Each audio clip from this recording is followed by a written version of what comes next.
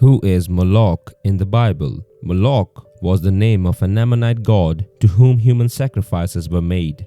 The Ammonites occupied the southern part of modern Jordan and were descended from Lot, who appears in the Old Testament as the nephew of the patriarch Abraham.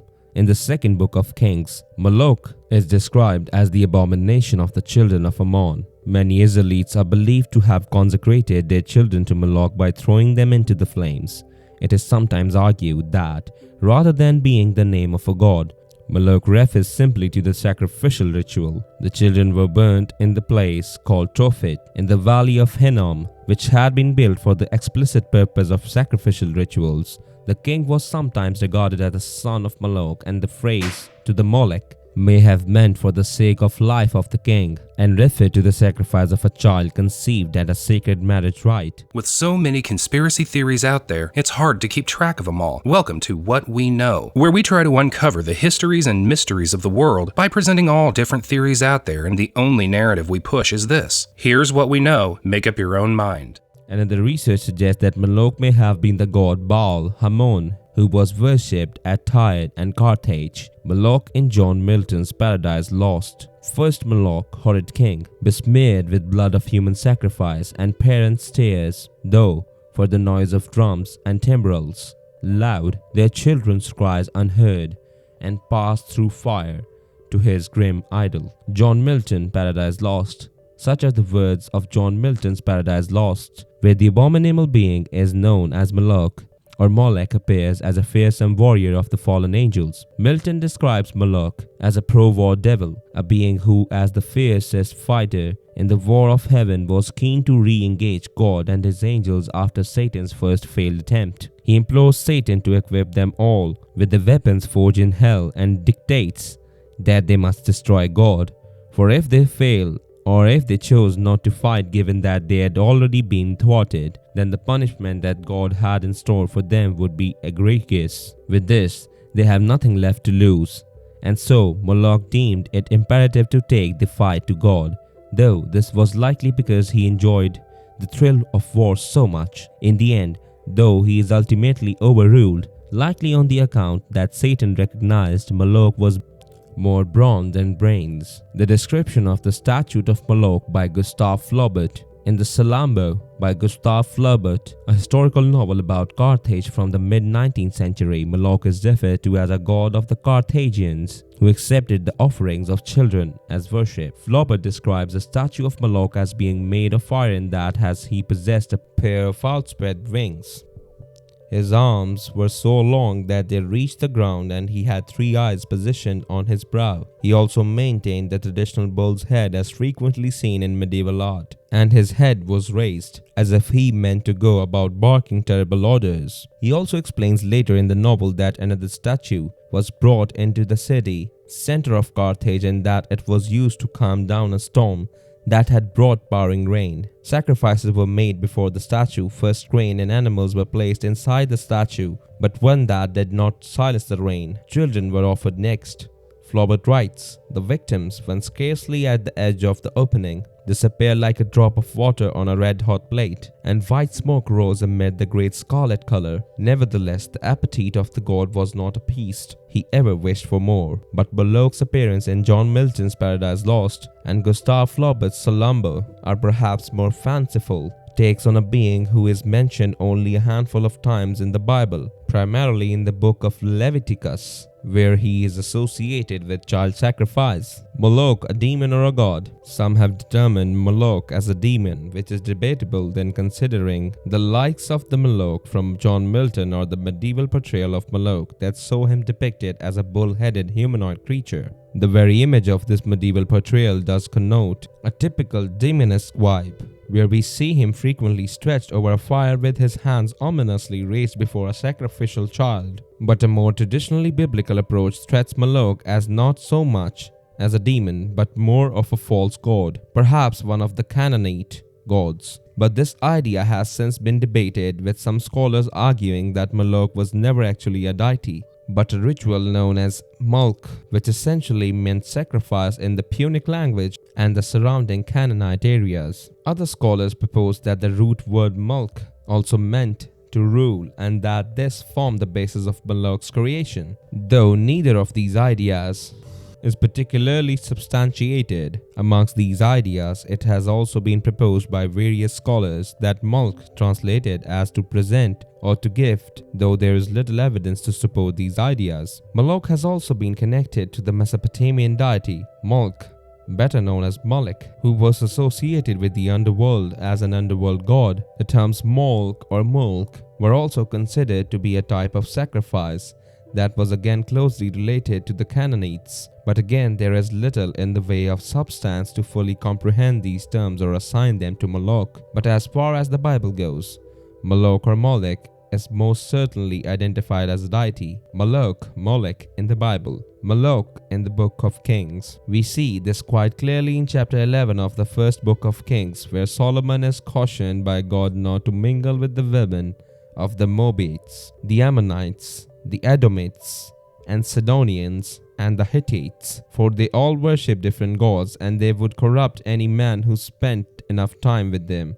The passage reads, "They were from nations about which the Lord had told the Israelites, you must not intermarry with them, because they will surely turn your hearts after their gods." Kings 11:2. Nevertheless, Solomon held fast to them in love. He had 700 wives of royal birth and 300 concubines, and his wives led him astray. As Solomon grew old, his wives turned his heart after other gods, and his heart was not fully devoted to the Lord, his God, as the heart of David his father had been. He followed Ashtoreth, the goddess of the Sidonians, and Molech, the detestable god of the Ammonites. So Solomon did evil in the eyes of the Lord. He did not follow the Lord completely as David, his father, had done. Kings 11:2-6. So here we see that despite hearing God's warning, Solomon could not resist marrying one of these women and making many others his concubines. Amongst them, he also married women of Ammonites, who the Bible tells us worshipped Molech, a detestable god, and that Solomon ended up worshipping him too. We understand that by worshipping these other gods include that Molech, Solomon does evil in the eyes of Lord. And for those of you who have been following the Biblical Stories Explained series, you will know that the biblical God takes polytheism as a serious slight against him. But in any case, we are able to pinpoint the region in which Molech was worshipped, that being the region of Ammon. However, some have disputed the use of Molech here in the Bible as scribal error, where the god Milcom is proposed instead, Milcom being recognized as the region's national god. In any case, the Bible does continue that Solomon went on to build a temple in honor of Molech. We are told, on a hill east of Jerusalem, Solomon built a high place for Chemosh, the detestable god of Moab, and for Molech, the detestable god of the Ammonites. Kings 11:7. But these temples do not remain standing forever, for by the time Josiah comes on the scene in chapter 23 of the second book of Kings, we see him destroy the buildings that Solomon had made for Molech. The Bible tells us the king also desecrated the high places that were east to Jerusalem, on the south of the hill of corruption, the ones Solomon, king of Israel, had built for Ashtoreth, the vile goddess of the Sidonians, for Chemosh, the vile god of Moab, and for Molech, the detestable god of the people of Ammon. Josiah smashed the sacred stones and cut down the Asherah poles and covered the sites with human bones. Kings 23:13-14. We also previously see Josiah proceed to destroy the Tophet in the valley of Ben Hinnom, which was used by the worshippers of Molech to sacrifice children. This appears to be confirmation from the Bible that Molech was indeed a deity who required child sacrifice, something that the biblical God had always detested and condemned. The use of fire is also mentioned here in the Bible, and this links in with the medieval portrayal of Molech, who as mentioned is usually seen before a burning fire and a child. The Bible tells us Josiah desecrated Tophet, which was in the valley of Ben Hinnom, so no one could use it to sacrifice their son or daughter in the fire to Molech. Kings 23:10. In chapter 32 of the book of Jeremiah, we learn of God's disgust towards the people of Israel and Judah who have engaged with both Baal and Moloch. God not only expresses his frustrations with Israel to the point that he wants to remove it from his sight entirely, but also condemns them for worshipping other deities over him. He states, "They turned their backs to me and not their faces. Though I taught them again and again, they would not listen or respond to discipline. They set up their vile images at the house that bears my name and defiled it. They built high places for Baal in the valley of Ben Hinnom, to sacrifice their sons and daughters to Molech. Though I never commanded, nor did it enter my mind, that they should do such a detestable thing." Jeremiah 32:33-4. So here we see that even God is surprised by the fact that the people of Judah had even bought into the ideas of the Ammonites, and that instead of turning to him for prayer, worship, guidance, or strength, they had instead turned to the likes of Molech. They had sacrificed their children to him and paid homage to a god who demanded a heavy toll in the form of the lives of their offsprings. The Bible yet again paints Molech as this devourer of children, though it is interesting that God does not blame this other deity, but instead blames those who chose to adhere to him. Moloch in the book of Leviticus. It is in Leviticus that we see the most frequent use of Moloch and the most frequent condemnation of him, where he is yet again associated with child sacrifice. We are told in chapter 18 of Leviticus, "You shall not give any of your children to offer them to Molech, and so profane the name of your God. I am the Lord." Leviticus 18:21. Here, readers are cautioned against giving their children to Molech, that to do so would sully their relationship with God and serve as a great disrespect to him. While still in Leviticus, we see God explaining to Moses that will happen to any man who sacrifices his child to Molech, and that the man in question will surely be put to death via stoning. God declares that he will cut the man off from his people himself, thus showing us the magnitude of this transgression, that God himself will personally see to the man's punishment. He also explains that if this man is not stoned, and if he is allowed to walk free, then God will take vengeance upon his entire family and reckon upon those that absolved him of his sins. We are told, "The Lord spoke to Moses, saying, Say to the people of Israel, any one of the people of Israel, or of the strangers who sojourn in Israel, who gives any of his children to Molech, shall surely be put to death.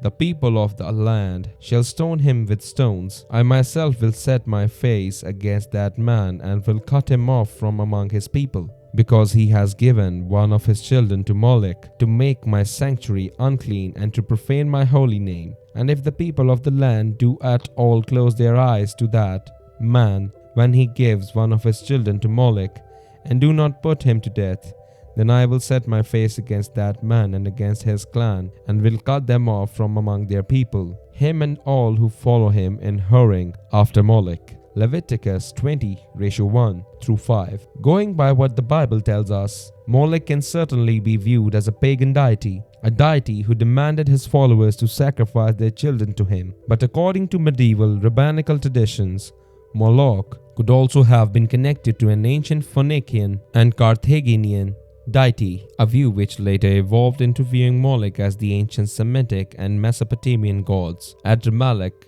and Anamelech. In conclusion, as previously mentioned, Molech in the Bible may also have been misinterpretation for the Ammonite god Milcom. Indeed, as we have discussed in today's video, Moloch's place as a specific deity or particular practice as a sacrificial ritual is often contested. One of the main reasons for this is because Moloch only appears a handful of times in the Bible.